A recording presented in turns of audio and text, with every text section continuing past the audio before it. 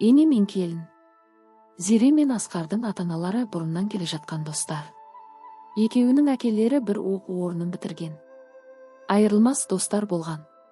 Екеуі достығымыз енді құдалыққа ұлассын деп балаларын кішкентайынан атастырып қояды. Зере мен Асқар ес білген кезде атастырылғандарын айтып, көңілдерін қалдырмай, құда-құдағи болғысы келетіндерін айтады. Әке-шешелерінің көңілін қалдырғысы келмеді ме, есейген соң қыз бен жігіт болып сөйлесіп жүреді. Бірге кешкі серуенге шығып, түнгі қаланы аралап қайтатын. Бірақ ешқандай артық әңгіме айтылмайтын. Сөйтіп жүрсе де, Зере Асқарды қатты ұнатып қалды. Асқар да ұнатады деп ойлады. Басқа ешкімге қарамай, болашағын тек Асқармен елестетіп жүрді. Бірақ Асқар өз сезімін білдіруге еш асықпады. Тек жылы лебіздерін көрсетіп жүретін. Аға ретінде қамқор болып жүретін. Асқарды ұялып жүрген болар, маған деген құрметі ерекше ғой, демек ұнатады деп ойлайды. Соңғы кездері Асқар көп келгіштеп жүр. Бір нәрсе айтқысы келетіндей көрінеді. Бірақ ештеңе айтпайды. Бүгінде кешкісін Асқар Зере келіп тұр. Қолында шоколады бар. Біраз әңгімелесіп, қипақтап бір нәрсе айтқысы келгендей болды. Мұны сезген Зере маған өз сезімін білдіре алмай отырма деп те ойлады. Іштей қуанып та отыр. Бірақ бүгінде ештеңе айтылмады. Асқар біраз отырып қайта кетті. Зере соңғы уақытта түнімен дөңбекшіп Асқарды жиі ойлайтын болды. Соның жары болғысы келетін. Қашан сөз салады екен деп те ойлайды. Көз алдына иә деген жауап айтқанын елестететін болды. Сосын өз ойына мәз болып жатады. Ертесіне Зере ерекше көңіл күймен тұрып, әдемі киімдерін киіп оқуына жиналып жатқаны сол анасы хабарласты. Зеретай, қалайсың қызым? Жақсымын анашым, өзіңіз қалайсыз? Әкем қалай? Шүкір, аман есен. Оқуың қалай? Қарның тоқ па? Ақшаң бар ма? Жағдайын сұрап, неден бастарын білмей, ары-бері қипақтап отыр. Қалай айтсам екен? Зеретай, Асқармен хабарласып жүрсің бе? Иә, анашым, не болды? Жай сұрап жатқаным ғой. Негізі былай ғой қызым, енді саған не айтарымды білмей отырмын. Кеше Асқар үйленіп кетіпті. Саған ештеңе айтпап па еді деді. Зеренің бірденен түрі өзгеріп кетті. Қашан? Кеше ғана келіп кетті кешкісін. Үйленетінін айтпады ғой, бірақ. Білмеймін, үйіне айтпай кеше өзімен бірге оқитын қызды апарыпты, жақсы көретін қызым деп. Апарып тұрған соң ата-анасы амал жоқтан басына орамал салыпты. Енді әкеңе хабарласып, ол үшін кешірім сұрап жатыр. Өздерін кінәлі сезініп отыр. Ай, жарайды, бақытты болсын деді, Зере өзінің көңіл күйін байқатпайын деп. Өзіне бәрібір сияқты болып сөйлесіп тұр. Бір жағынан анасында уайымдатқысы келмеді. Бірақ іші алай-дүлей болып жатты. Асқар маған ағамдай ғой. Уайымдамаңыз, қайта дұрыс болды үйленгені. Сіздерге әзірге тұрмысқа шыққым келмейді деп айта алмай жүр едім дей салды. Иә қызым, саған қалай айтарымды білмей, әрең хабарласып едім. Жақсы болды ғой, өзіңде әлі бауыр баса қоймағаның. Анасы мен қызы кішкене сөйлесіп тұтқаны қойды. Өзін әрең ұстап тұрған Зере тұтқаны қояр қоймас көзінен моншақтап жастары атқып шыға берді.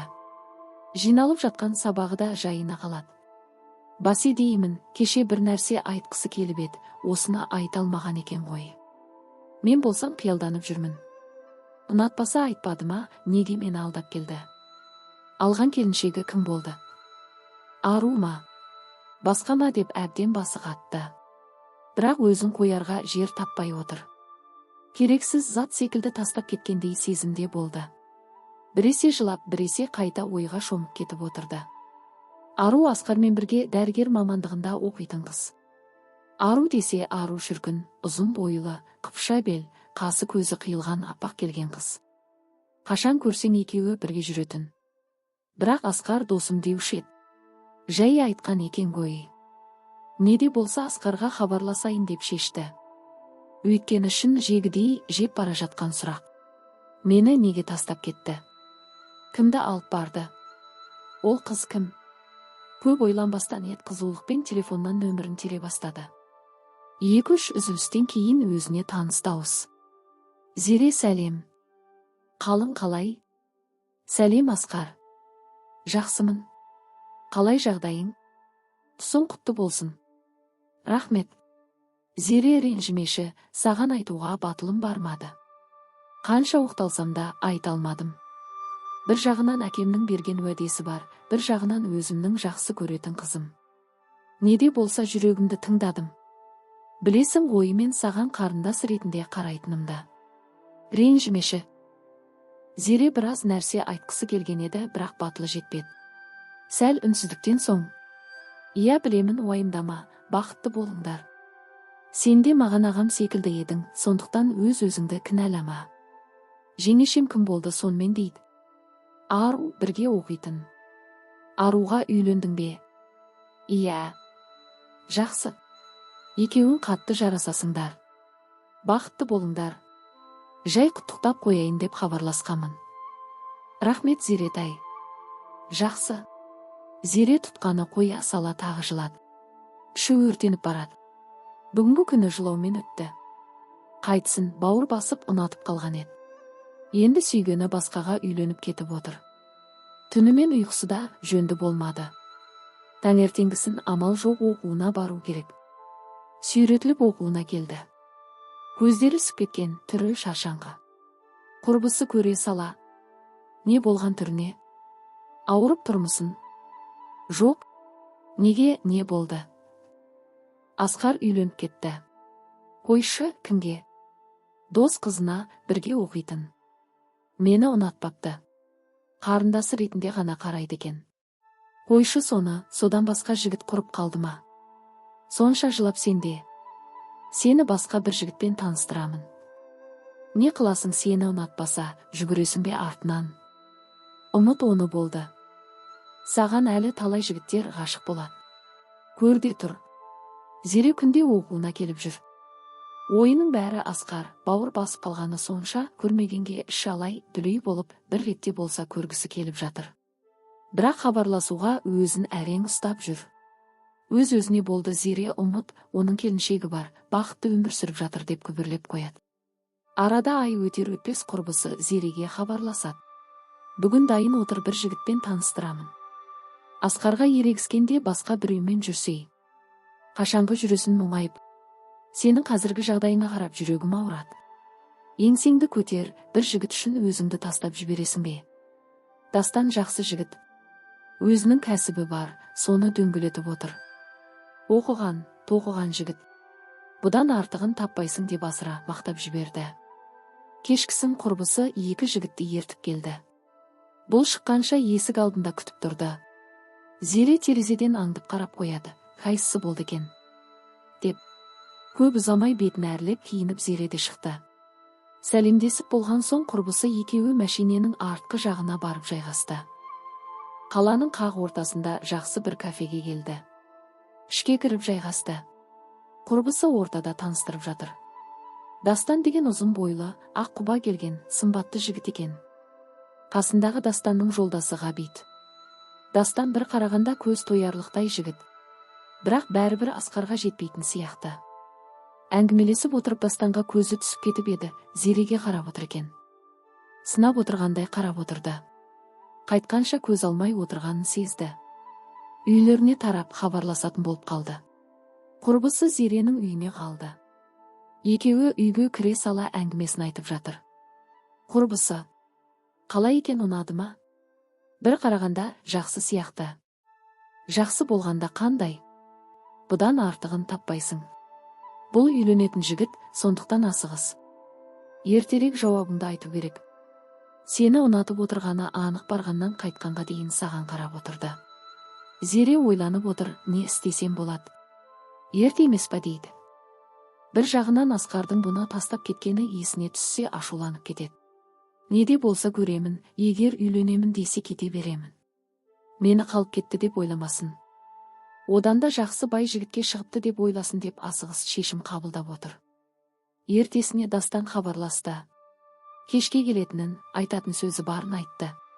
Айтқан уақытында Дастан келді. Екеуі саябаққа барып, оңашада әңгімелесіп отыр. Үйленетінін, ұнатып қалғанын айтып отыр. Ұзақ уақыт жүрмей үйленгісі бар. Енді Зеренің жауабын білмекші болып келген екен. Асқарға ерегісіп жарайды деген жауабын сол жерде беріп жіберді. Өзі де қалай тез болып кеткенін білмей қалды. Араға 3 күн салып Зере тұрмысқа шығып кетті. Алып қашып барды, тек өзінің келісімімен.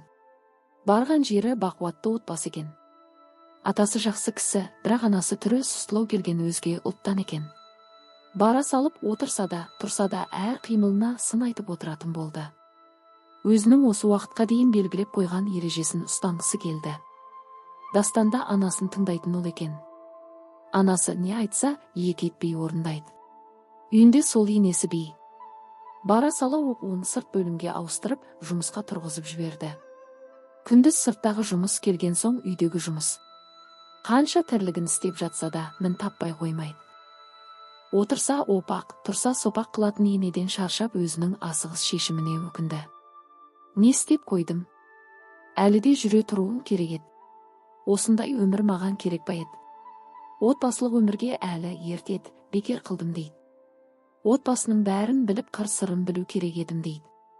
Бірақ Дастан жақсы жігіт еді, Зереге өзінің қолдауын білдіріп отырады. Тек Дастан үшін шыдап үндеместен жүре берді. Бірақ Дастан анасына сөйлеуге бата алмайды. Зере де соның қатарына қосылды. Әбден басылып еш үндемей жүре беретін болды.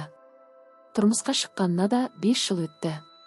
Қатарына 2 ұл босанды. Онда да енесі сөйлеуін қояр емес. Ананы жаса, мынаны жаса, болмаса үйтпе, бүйтпе деп отырады. Өз еркімен өмір сүре алмай қалды. Шыдамы таусылған Зере әбден іші толып жарылайын деп жүр. Кезекті бір айқайда Зере қарап қалмады. Сөйлей берген енесіне айқайлап шықты. Осы уақытқа дейін үндемедім, қояр дедім. Тіл табысып кетерміз дедім, бірақ сөйлеуіңізді қоймадыңыз ғой. Не істесем де жақпадым сізге. Қандай келін керек айтыңызшы? Одан да қоя салайын, Дастанмен ажырасамын. Өзіңізге жағатын келін алып алыңыз. Болды, мен кетемін деп киімдерін жинап кетті де қалды.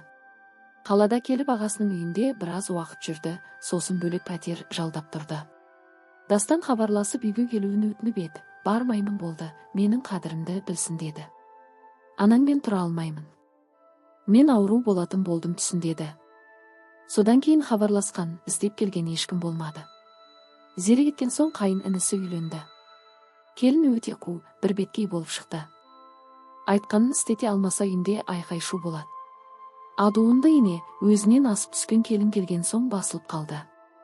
Басында үйдегі ережемен таныстырғысы келіп еді, бұл келін көне қоймады. Бұрынғы Зереге айтатын сөздің біреуінде айта алмайды. Келіні жұмысқа шығып кеткен. Үйдің тірлігінің бәрін қазір енесі жасайды. Зере қалада жұмысқа тұрып алған. 2 ұлын бала бақшаға беріп тастады. Дастан балаларының хабарын білейін деп анда-санда бір хабарласып тұрады, керегіне деп ақша жіберіп тұрады. Сағынғанын айтады. Шыны керек, Зеренің өзі де сағынып жүр, бірақ ештеңе демейтін. Сондай бір күні Дастан хабарласып келіп тұрмын. Сыртқа шықшы, ұлдарымды да көрейін деді. 2 ұлымен шықса, далада енесімен Дастан тұр. Енесін көрген Зере артқа бұрылып жатқаны сол, енесі кетпеуін сұрады. Сөйлесейік дейді, бұрынғы сұсты түрдің көлеңкесі де жоқ. Алдыңғы жасаған айтқандарына кешірім сұрады. Енді үйге қайтып келуін өтініп, немерелерін сағынғанын айтып, Дастанмен қосылуын сұрайды. Осы уақытқа дейін Дастанды жібермей жүр едім, келіншегіне барсаң мені ұмыт дедім. Сол сөзім үшін, сенің қиналғанын үшін, немерелерім әкесін көрмей өскен үшін бәріне кешірім сұраймын. Үйге қайтшы қызым деп жалбарынып тұр. Ойланып көремін. Қазір ештеңе айта алмаймын деді. Күнімен түнімен ойланып Зере жүр. Не істесем болады? Қайтадан сол былыққа барып батпаймын ба дейді. Әбден ойланып барлығын үй елегінен өткізіп, балаларын әкесіз өсіргісі келмеді. Дастанға өз шешімін айтпақшы болып телефон шалды. Дастанда соны күтіп отырғандай тұтқаны тез көтере қойды. Дастан балаларын күтіп қалды, алып кетпейсің бе деді. Мұны естіген Дастанның қуанышында шек жоқ. Болды, қазір барамын деп мәшинесіне отырды да зулап қалаға келе жатыр. Жүзі нұрланып, бұдан асқан бақытты адам жоқтай сезініп келе жатыр. Қазіргі Дастан мен Зере бақытты. 2 ұлдан кейін тағы бір ұл босанып алған. Осы бақытқа жету үшін біраз сынақты бастан өткізді. Бір-біріне деген сезімдерінің сынағы болды. Ене мен келіннің сынағы болды. Біраз уақыт бөлек тұрып, бір-бірінің қадірін түсінгендей. Енесі қазір көмектесіп жүреді. Кіші келін қолда тұрмады, бөлек тұрғысы келіп жолдасын алды да кетті. Қазір Зереден асқан жақсы келін жоқ. Ауылда да, отбасында да абыройлы. Соңы,